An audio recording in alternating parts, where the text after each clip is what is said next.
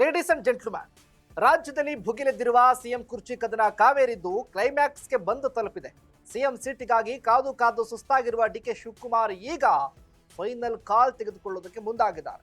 DK Shivakumar ತೆಗೆದುಕೊಂಡಿರುವಂತಹ ಆ ನಿರ್ಧಾರಕ್ಕೆ CM Siddaramaiah ಹಾಗೆ ಹೈಕಮಾಂಡ್ ನಾಯಕರು ಫುಲ್ ಶಾಕ್ ಆಗಿದ್ದಾರೆ. ಹಾಗಾದ್ರೆ ಡಿಕೆ ಶಿವಕುಮಾರ್ ತೆಗೆದುಕೊಂಡಿರುವಂತಹ ಆ ನಿರ್ಧಾರ ಆದ್ರೂ ಏನು? ಎಸ್ ವೀಕ್ಷಕರೇ, ನೆಲ ಜಲ ಭಾಷೆಗಾಗಿ ಪ್ರಾಮಾಣಿಕ ಪತ್ರಿಕೋದ್ಯಮ, ನೀವು ನೋಡ್ತಾ ಇದ್ದೀರಾ ಫೋಕಸ್ ಟಿವಿ. ನಾನು ಶಿವು ರಾನರಾಪುರ.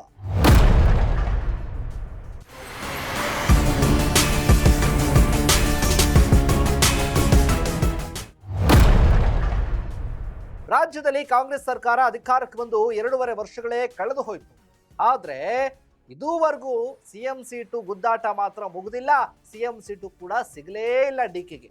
ಹಿಂದೆ ಹೈಕಮಾಂಡ್ ಮಟ್ಟದಲ್ಲಿ ನಡೆದಿತ್ತು ಎನ್ನಲಾದ ಮಾತುಕತೆಯಂತೆ ತಮಗೆ ಸಿದ್ದರಾಮಯ್ಯ ಅವರು ಸಿಎಂ ಸೀಟನ್ನ ಬಿಟ್ಕೊಟ್ಟಿಲ್ಲ ಅಂತ ಡಿಕೆ ಫುಲ್ ಗರಂ ಆಗಿದ್ದಾರೆ.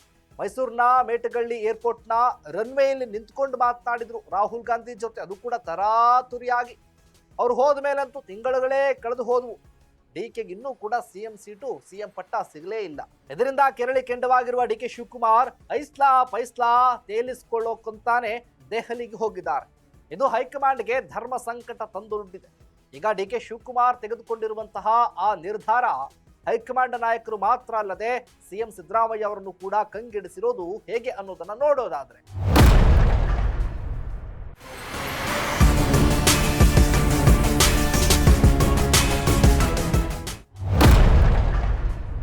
ಡಿಕೆ ಶಿವಕುಮಾರ್ ಅವರು ನೇರವಾಗಿ ಹೈಕಮಾಂಡ್ ನಾಯಕರ ವಿರುದ್ಧ ಫುಲ್ ಗರಂ ಆಗಿದ್ದಾರೆ. ಕರ್ನಾಟಕದಲ್ಲಿ ನೀವು ಹುಡುಕಾಡಿದ್ರು ಕೂಡ ನನಗಿಂತ ಕಾಂಗ್ರೆಸ್ನಲ್ಲಿ ನಿಷ್ಠ ಮತ್ತೊಬ್ಬ ಸಿಗೋದಕ್ಕೆ ಸಾಧ್ಯವೇ ಇಲ್ಲ. ಗಾಂಧಿ ನಿಷ್ಠರೂ ಕೂಡ ಸಿಗ್ಲಿಕ್ಕಾಗೋದಿಲ್ಲ. ತಾನು ತನು ಮನ ಧನವನ್ನ ಪಕ್ಷಕ್ಕಾಗಿ ಧಾರೆ ಎಳೆದಿದ್ದೇನೆ. ಕರ್ನಾಟಕದಲ್ಲಿ ಇನ್ನೇನು ಕಾಂಗ್ರೆಸ್ ಮುಗದೇ ಹೋಯ್ತು, ಇನ್ನೇನಿದ್ರು ಕೂಡ ಬಿಜೆಪಿಯದ್ದೇ ಭವಿಷ್ಯ ಅನ್ನುವಂಥ ಮಾತಿತ್ತು.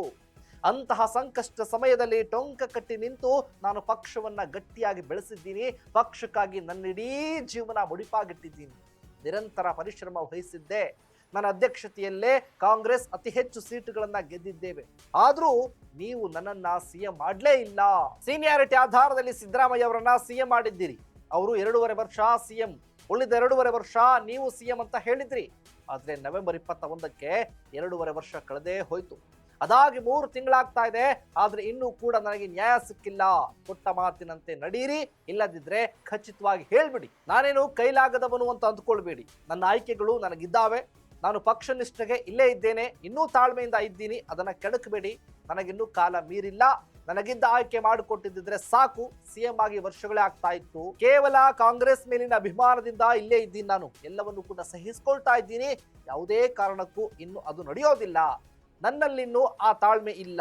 ನಿಮ್ಮ ನಿರ್ಧಾರವನ್ನು ತಕ್ಷಣ ತಿಳಿಸಿ ಅಂತ ಡಿಕೆ ನೇರವಾಗಿ ಹೈಕಮಾಂಡ್ ನಾಯಕರಿಗೆ ಹೇಳಿದ್ದಾರೆ ಅನ್ನುವಂಥ ವಿಚಾರ ಬಂದಿದೆ.